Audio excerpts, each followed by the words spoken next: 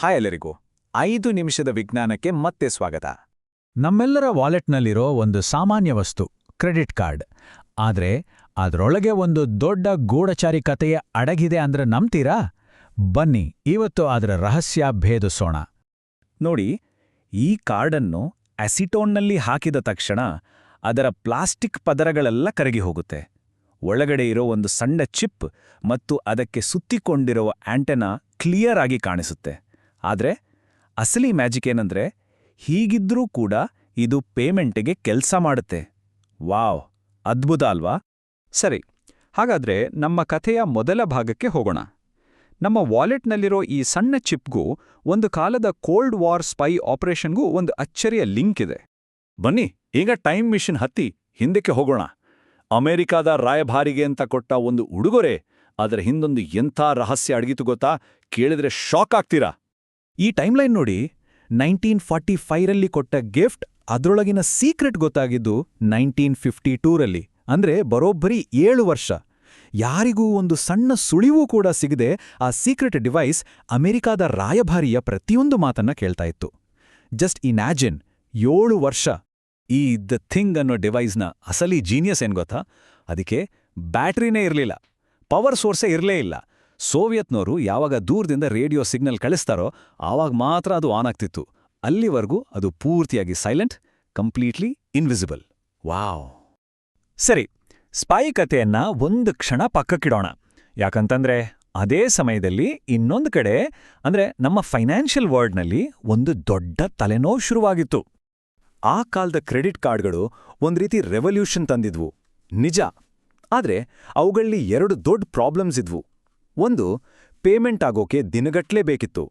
ಇನ್ನೊಂದು, ಸೆಕ್ಯೂರಿಟಿ ಅಂತೂ ಇರಲೇ ಇಲ್ಲ. ಕಳ್ಳರು ಆರಾಮಾಗಿ ನಕಲಿ ಕಾರ್ಡ್ ಬಳಸಿ ಎಸ್ಕೇಪ್ ಆಗ್ಬಿಡ್ತಿದ್ರು. ಈ ವಂಚನೆ ಸಮಸ್ಯೆ ಎಷ್ಟು ದೊಡ್ಡದಾಗಿತ್ತು ಅಂದ್ರೆ, 1960ರ ಕೊನೆಗೆ ಬ್ಯಾಂಕ್ಗಳು ಪ್ರತಿ ವರ್ಷ ಸುಮಾರು $100 ಮಿಲಿಯನ್ ಕಳ್ಕೊಳ್ತಿದ್ವು. ಅಂದ್ರೆ ಇವತ್ತಿನ ಲೆಕ್ಕದಲ್ಲಿ $1 ಬಿಲಿಯನ್ ಹೆಚ್ಚು. ಅಬ್ಬಾ! ಹೀಗಾಗಿ ಬ್ಯಾಂಕ್ಗಳಿಗೂ ಒಂದು ಸೆಕ್ಯೂರ್ ಸಿಸ್ಟಮ್ ಬೇಕಿತ್ತು, CIAಗೂ ಒಂದು ಸೆಕ್ಯೂರ್ ID ಕಾರ್ಡ್ ಬೇಕಿತ್ತು. ಇಬ್ರಿಗೂ ಒಂದೇ ಥರದ ಸಮಸ್ಯೆ.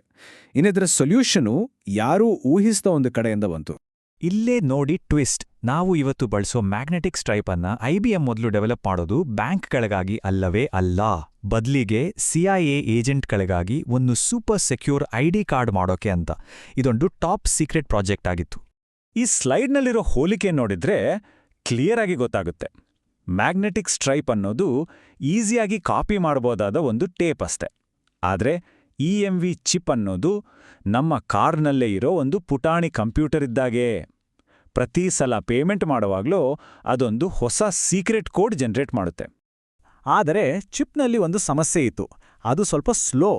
ಜನರಿಗೆ fast tap and go payment ಬೇಕಿತ್ತು. ಈ ಸ್ಪೀಡ್ ಹುಡುಕಾಟದಲ್ಲಿ ಎಂಜಿನಿಯರ್ಗಳ ಕಣ್ಣಿಗೆ ಬಿದ್ದಿದ್ದು ಅದೇ ಹಳೆ ಸೋವಿಯತ್ ಸ್ಪೈ ಬಗ್ನ ಟೆಕ್ನಾಲಜಿ. ಈ ಒಂದು ಐಡಿಯಾ ಎಲ್ಲವನ್ನೂ ಬದಲಾಯಿಸ್ತು. ರೇಡಿಯೋ ತರಂಗಗಳನ್ನ ಕೇವಲ ಸೌಂಡ್ ಕಳಿಸೋಕೆ ಬಳಸೋದು ಬೇಡ, ಅದನ್ನೇ ಒಂದು ಪವರ್ ಸೋರ್ಸ್ ಆಗಿ ಯಾಕೆ ಬಳಸಬಾರ್ದು ಅಂತ ಯೋಚಿಸೋಕೆ ಶುರು ಮಾಡಿದ್ರು. ಇಲ್ಲಿದೆ ನೋಡಿ final connection. The thing spy bug ಹೇಗೆ ಹೊರಗಿನ ರೇಡಿಯೋ ವೇವ್ಸ್ನಿಂದ ಪವರ್ ತಗೊಳ್ತಿತ್ತೋ, ನಮ್ಮ ಕ್ರೆಡಿಟ್ ಕಾರ್ಡ್ ಕೂಡ ಪೇಮೆಂಟ್ ಮಷಿನ್ನಿಂದ ಬರೋ ಮ್ಯಾಗ್ನೆಟಿಕ್ ಫೀಲ್ಡ್ನಿಂದ ಪವರ್ ತಗೊಳ್ಳುತ್ತೆ. ಎರಡರ ಉದ್ದೇಶ ಬೇರೆ ಬೇರೆ. ಒಂದು ಗೂಢಚರ್ಯೆ, ಇನ್ನೊಂದು ಪೇಮೆಂಟ್. ಆದರೆ ಎರಡರೂ ಹಿಂದಿರೋ ಮೂಲ ತಂತ್ರಜ್ಞಾನ ಒಂದೇ. ನಂಬೋಕೆ ಆಗಲ್ಲ ಅಲ್ವಾ? ಇವತ್ತು ನಾವು ಇದನ್ನೇ ನಿಯರ್ ಫೀಲ್ಡ್ ಕಮ್ಯುನಿಕೇಷನ್ ಅಂದ್ರೆ NFC ಅಂತ ಕರಿತೀವಿ. ಇದು ತುಂಬಾ ಹತ್ರದಲ್ಲಿದ್ದಾಗ ಮಾತ್ರ ಕೆಲಸ ಮಾಡುತ್ತೆ. ಅದಕ್ಕೆ ನಾವು ಅಂಗಡಿಯ ಕೌಂಟರ್ ಹತ್ರ ಕಾರ್ಡ್ ತಂದಾಗ ಮಾತ್ರ ಪೇಮೆಂಟ್ ಆಗೋದು, ದೂರದಿಂದ ಆಗಲ್ಲ. ಸರಿ, ಈ ಟೆಕ್ನಾಲಜಿ ಹೇಗೆ ಕೆಲಸ ಮಾಡುತ್ತೆ ಅಂತ ಈಗ ನಮಗೆಲ್ಲ ಗೊತ್ತಾಯ್ತು. ಹಾಗಾದ್ರೆ ಇವತ್ತಿನ ಕಾಲದ ಡಿಜಿಟಲ್ ಪಿಕ್ ಪಾಕೆಟರ್ಸ್ನಿಂದ ನಮ್ಮನ್ನ ನಾವು ಸೇಫಾಗಿ ಇಟ್ಕೊಳ್ಳೋದು ಹೇಗೆ? ಬನ್ನಿ ಕೆಲವು ಟಿಪ್ಸ್ ನೋಡೋಣ. ಇದರಲ್ಲಿರೋ ರಿಸ್ಕ್ ಅಂದ್ರೆ ಡಿಜಿಟಲ್ ಪಿಕ್ ಪಾಕೆಟಿಂಗ್. ಅಂದ್ರೆ ವಂಚಕರು ಒಂದು ಪವರ್ಫುಲ್ ರೀಡರ್ ಬಳಸಿ ಸ್ವಲ್ಪ ದೂರದಿಂದಲೇ ನಮ್ಮ ಕಾರ್ಡ್ ನಂಬರ್ ಹಾಗೂ ಎಕ್ಸ್ಪೈರಿ ಡೇಟ್ನ ಸ್ಕ್ಯಾನ್ ಮಾಡ್ಬೋದು. ಚಿಪ್ನ ಸೀಕ್ರೆಟ್ ಕೀ ಕಾಪಿ ಮಾಡಕ್ಕಾಗಲ್ಲ, ನಿಜ. ಆದ್ರೂ ಇದು ಒಂದು ರಿಸ್ಕ್ ಅಂತೂ ಹೌದು. ಆದ್ರೆ ಹೆದರ್ಬೇಕಾಗಿಲ್ಲ. ನಮ್ಮ ಹಣವನ್ನ ಸೇಫ್ ಆಗಿಡೋಕೆ ಕೆಲವು ಸಿಂಪಲ್ ವಳಿಗಳೊಂದು. ಮೊದಲನೇದು RFID ಬ್ಲಾಕಿಂಗ್ ವಾಲೆಟ್ ಬಳಸಿ. ಎರಡನೇದು, ನಿಮ್ಮ ಪರ್ಸ್ನಲ್ಲಿ ಒಂದಕ್ಕಿಂತ ಹೆಚ್ಚು ಕಾಂಟ್ಯಾಕ್ಟ್ಲೆಸ್ ಕಾರ್ಡ್ಗಳನ್ನ ಒಟ್ಟಿಗೆ ಇಡಿ.